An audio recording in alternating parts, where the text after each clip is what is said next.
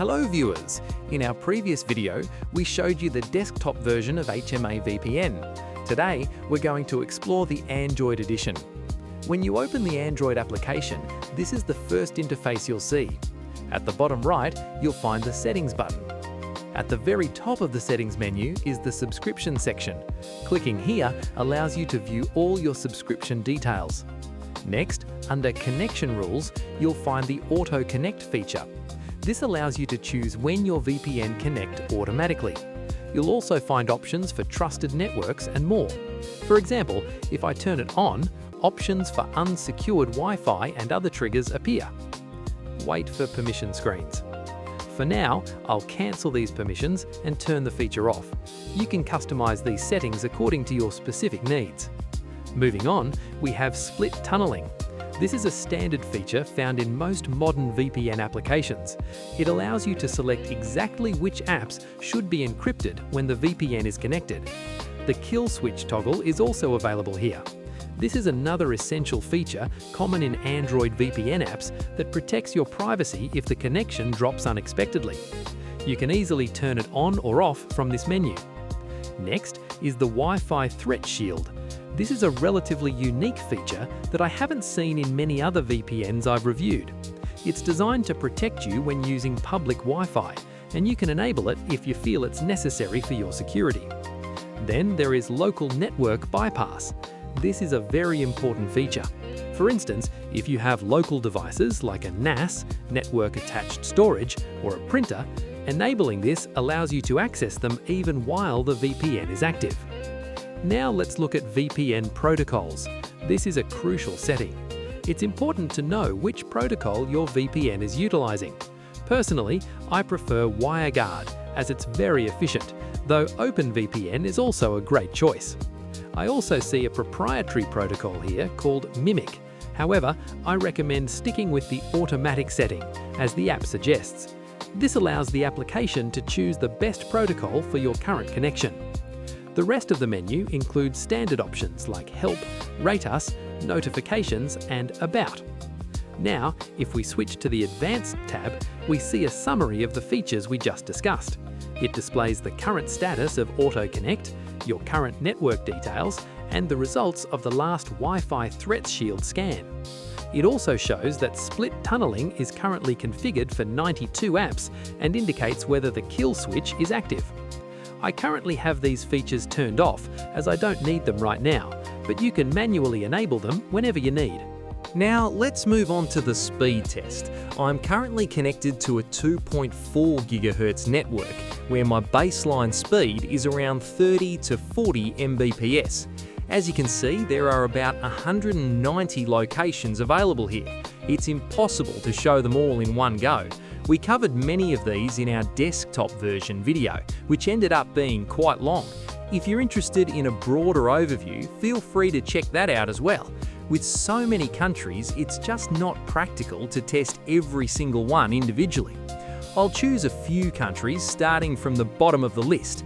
Here, under the United States, you can see several city options. I'll go ahead and select Washington, D.C. as our first location. The app is now connecting to the Washington, D.C. server. Once it's ready, we'll check the speed performance. Let's wait a moment for it to establish the connection. It's taking a bit of time, around 11 to 12 seconds now. And there we go, it's connected. Okay, now let's open the browser and search for a speed test. The first result is Ookla, so let's use that to see what kind of results we get. The page is loaded quite smoothly. Now that it's ready, let's run the test. It's just starting to measure the speed. Let's see what the final results look like. Right now, the initial speed is quite low, which is a bit unexpected. While the performance on the desktop version was excellent, the mobile experience doesn't feel as impressive so far. It seems the test is struggling or delivering much lower speeds than anticipated. Let's try testing with fast.com instead to get another perspective. The test has started and it's hitting about 15 Mbps, which still feels a bit insufficient for Android use. But wait, it's picking up now, reaching around 30 to 32 Mbps. It's maintaining a solid speed now. This is much better and more in line with what I was hoping for. I'm satisfied with this result. Now let's move on and test another country. We've already tested Washington DC, so I'll try a different region this time. Let's go with the United Kingdom directly. There are several city options within the UK, but we'll just use the default setting to save time, as these review videos can get quite long. It's already been about 5 or 6 minutes. It's currently stuck on obtaining IP and hasn't connected yet. This is something to keep in mind when using the app. We're still waiting for the UK server to respond, but it seems to be taking its time. We'll give it a few more seconds. If it doesn't connect soon, we'll move on to a different location. Since the UK server isn't responding, I'll scroll down and try Ukraine instead. Let's see if this connects any faster. Yes, it's initiating the connection and is now obtaining IP. Let's see how it performs. Let's see how this VPN performs. One issue I've noticed with this app is that it takes a bit of time to establish a connection. As you can see, it took quite a while just to obtain an IP address. I'm trying to provide an honest review here. You'll notice I'm keeping this footage uncut to give you a clear and transparent understanding of the experience. Looking at the speed test now, it's hovering around 600 kilobytes per second initially, but it's quickly jumping up to 17 megabits per second. The speed we're getting from this is actually quite decent. Now it has reached 24 megabits per second. I would definitely say this is a good high-speed connection.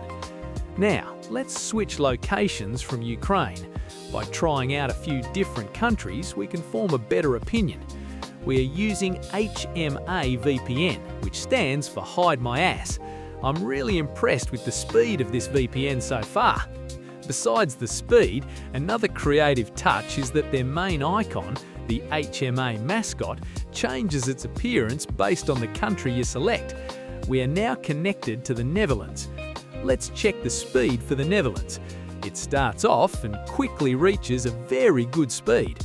This level of performance is more than sufficient for high-definition video streaming, social media browsing, and smooth video calls. However, I noticed one thing. The speed spikes and then drops.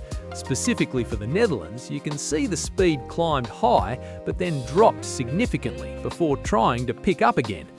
Now it has finally reached a stable and consistent speed of around 34 megabits per second. So it's clear that while it's fast, there might be some fluctuations in certain countries. Let's try connecting to Estonia now to see what kind of IP speed we get there. While I would love to show you every single country on the list, doing so would make the video extremely long, which can sometimes be tedious for the audience. When recording a review, I usually aim to demonstrate about 10 to 20 different countries, but that can easily result in a 20-minute video. I know some viewers might not prefer such long videos, but it's often necessary. Without showing multiple locations, I feel like I wouldn't be delivering sufficient information for you to make an informed decision. As you can see, Estonia is also providing a solid connection. We strive to maintain a clear level of understanding for our audience so they can truly grasp the quality of the products we review. We want you to see exactly what you're getting. Now let's take a look at Costa Rica.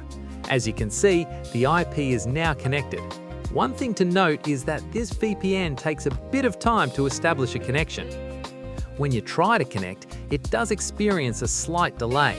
With other VPNs, we often see an almost instant connection, regardless of the final speed. But with this one, it takes a few moments to successfully acquire the connection and start the data flow. So viewers, we are nearing the end of our review. We've observed that most of the country servers provide a relatively consistent speed over a mobile network. On average, we've been seeing speeds between 15 to 30 Mbps. There are approximately 190 locations available in this app, and since it's impossible to show every single one in one video, we've shared a diverse selection with you. That's all for the main demonstration today. We'd love to hear your thoughts, so please leave a comment below. Before we wrap up, I want to connect to Pakistan, as I believe it's important to show the performance for this region. One thing I've noticed is that while many other VPNs include Bangladesh as a server location, it is currently missing from this one. It does, however, have servers for India and Pakistan. If the developers or anyone associated with this VPN happen to watch this video, I would highly recommend adding a server for Bangladesh.